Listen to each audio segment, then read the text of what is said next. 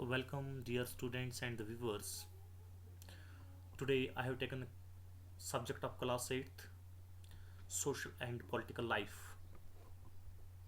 The chapter is the Indian Constitution and the topic on which today I am going to deliver my lecture is the key features of Indian Constitution.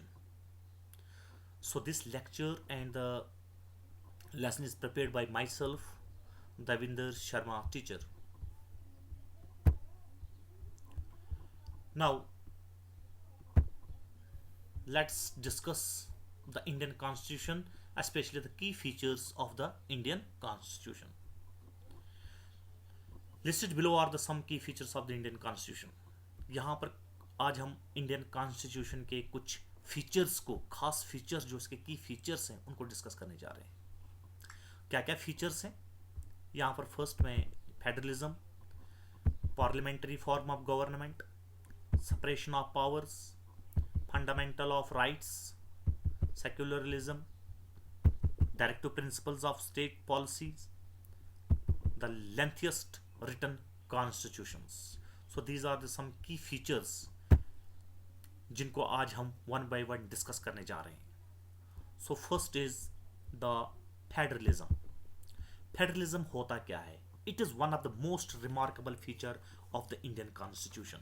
Indian constitution का एक सबसे remarkable feature जो है उसको federalism कहता है. ये federalism जो है किस चीज को रेफर करता है? This refers to the existence of more than one level of government in the country. Federalism जो है ऐसी चीज को या लेवल ऑफ गवर्नमेंट को रेफर करता है. अगर खासकर अगर अपनी कंट्री की बात करें तो यहाँ पर जो government level, the level of government है वो एक से ज्यादा है. For example we can found here the government at the centre level, the government at the state level and the government in the panchayat level, जिसको हम थ्री टायर सिस्टम कहते हैं. थ्री टायर सिस्टम जैसे for example central government, state government and the panchayat raj system is the third tier system. Federalism जो है इसमें एक feature है कि all persons are governed by laws and policies made by each of these level of government. चाहे वो central level की government हो या फिर स्टेट लेवल की गवर्नमेंट हो या फिर पंचायत राज सिस्टम हो, इनके द्वारा बनाए हुए कानून जो हैं they govern the each person of the locality.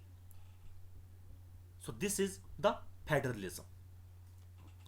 Now second is the parliamentary form of government. Parliamentary form of government, the constitution of India, जो कॉन्स्टिट्यूशन ऑफ इंडिया है, it establish the parliamentary form of government both at state and the centre level. Hindustan का जो आइन है, constitution है, उसने central level पे भी और स्टेट लेवल पे भी पार्लियामेंट्री फॉर्म ऑफ गवर्नमेंट को एस्टेब्लिश किया हुआ है, स्थापित किया हुआ है. पार्लियामेंट्री फॉर्म ऑफ गवर्नमेंट क्या कहता है? The constitution guarantees universal adult suffrage.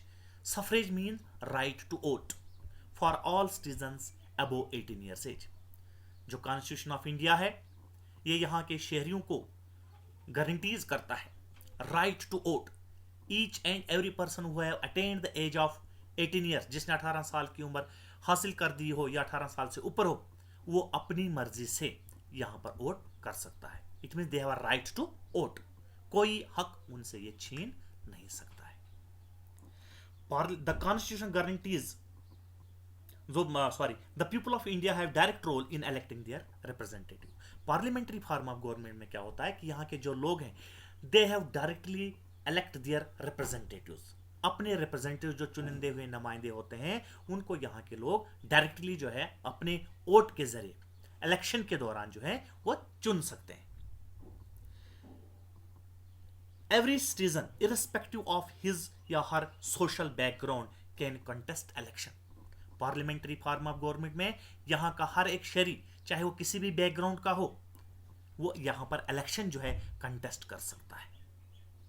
In parliamentary form of government इसमें क्या होता है कि president is the constitutional head of the state. जो प्रेसिडेंट होता है वो कॉन्स्टिट्यूशनल जो अथॉरिटी पावर है उसके पास होती है, हेड ऑफ द स्टेट.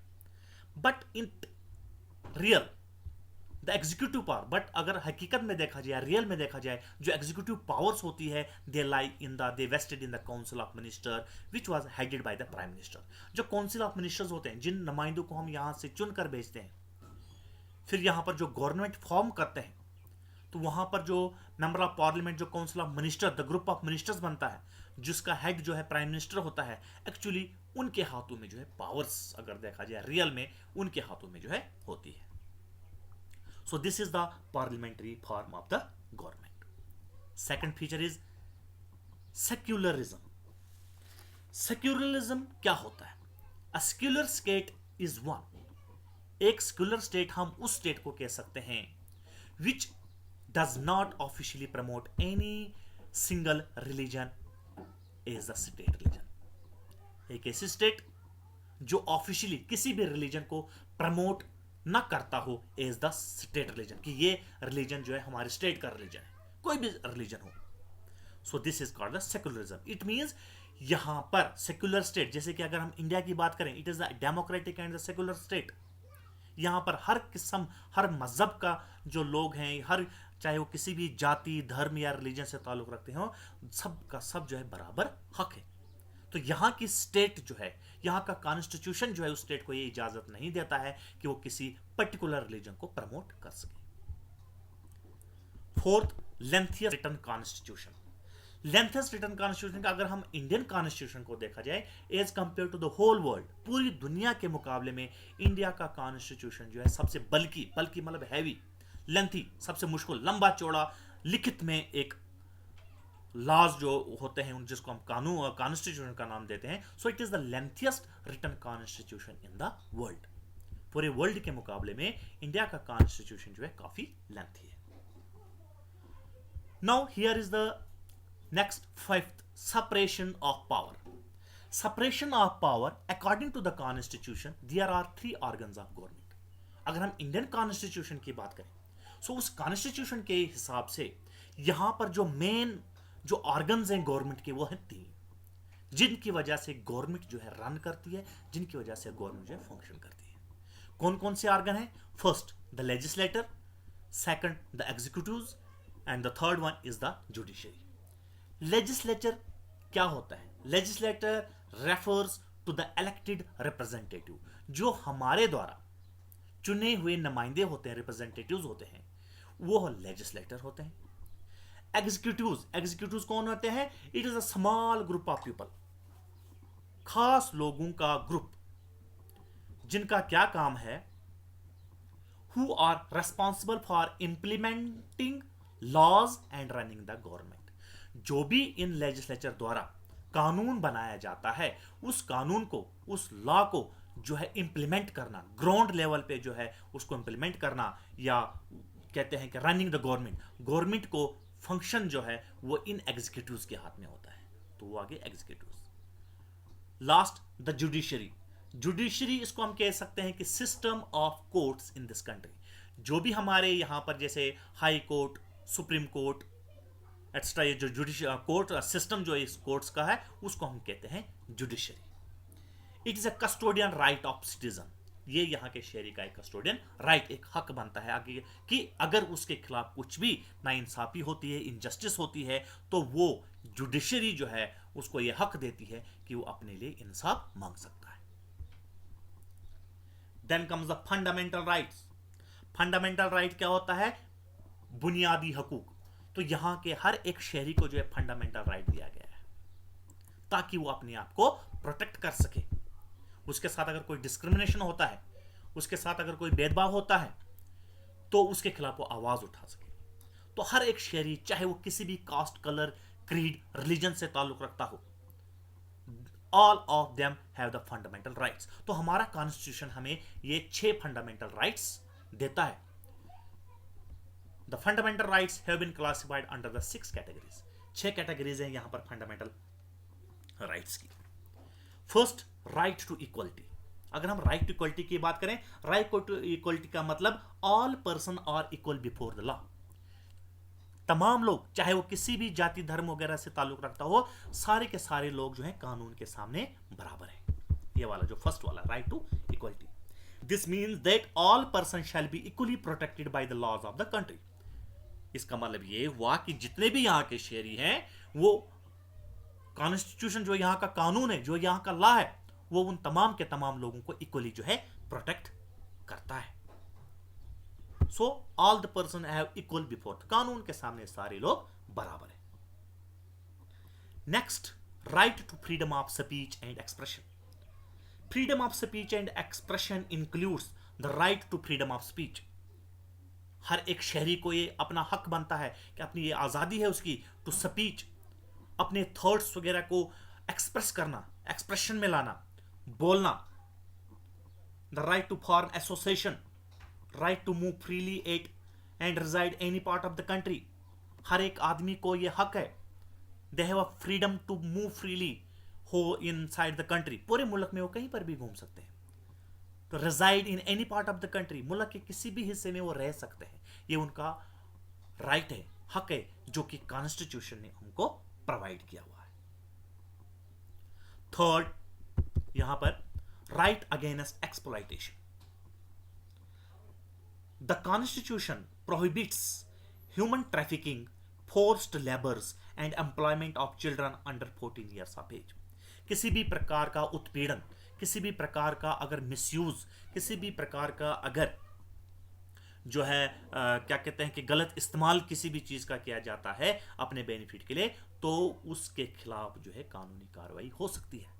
ये हमारा हक बनता है कि हमारे साथ अगर कोई मिसयूज अपनी पावर का इस्तेमाल कर रहा है, या जैसे for example under the 14 years age, छोटे बालकों से अंडर एज अगर कोई किसी को इंडस्ट्रीज या फैक्ट्रीज में काम करवाता है तो उनके खिलाफ जो है कानून कार्रवाई कर सकता है। Right to freedom of religion, यहां पर fourth, right to freedom of religion, यहां पर हर एक जो शहरी है उसका ये राइट बनता है, वो किसी भी रिलीजन को प्रैक्टिस में ला सकता है, उसको फॉलो कर सकता है या एक्सेप्ट कर सकता है। द कॉन्स्टिट्यूशन जो है freedom religious provided to all citizen, every person has a right to practise, to profess and propagate the religion of the choice. अपनी मर्जी से अगर कोई हिंदू रिलीजन को फॉलो करना चाहता है, कोई इस्लाम को फॉलो करना चाहता है, कोई बुद्धिज्म को फॉलो करना चाहता है, वो उसकी अपनी मर्जी है। मतलब उसका एक अपना राइट है कि वो किस चीज को प्रोपगेट, किस रिलीजन को प्रोपगेट करता है और किसको वो फॉलो करता है। Cultural and the educational life, the constitution states that all minorities, religious or linguistic, can set up their own educational institutions in order to preserve and develop their own culture. तो यहां पर तमाम लोगों को ये अपना हक बनता है कि वो अपने कल्चर को, अपने एजुकेशनल राइट्स को जो है प्रिजर्व या प्रोटेक्ट कर सकते हैं। Right to constitutional remedies, right to constitutional remedies में क्या आता है? This allows citizen to move the court. ये राइट हमें यहां के शहरी को यह हक देता है कि we are allowed to move towards the court. हमें कोर्ट में जाने की इजाजत होती है if they believe that any of their fundamental rights have been violated by the state. अगर उनका ये लगता है कि हमारा ये जो 6 फंडामेंटल राइट्स हैं, इन फंडामेंटल राइट्स में अगर किसी का भी उल्लंघन हो रहा है, उसके साथ जाति हो रही है, so the citizen of India have a right to move the towards the court. तो हम उसको कोर्ट तक, जहां पर जुडिशियल प्रोसेस है, वो हमें उसका हक दिला सकता है। So last is the directive principles of state policy.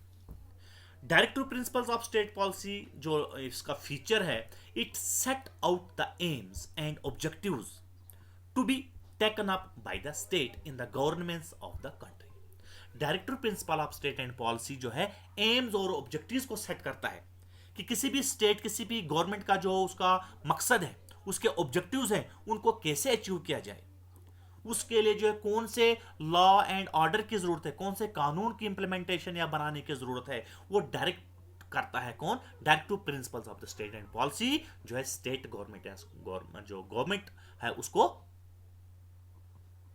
Set करता है, गवर्न करता है। It ensures the greater social and economic reform.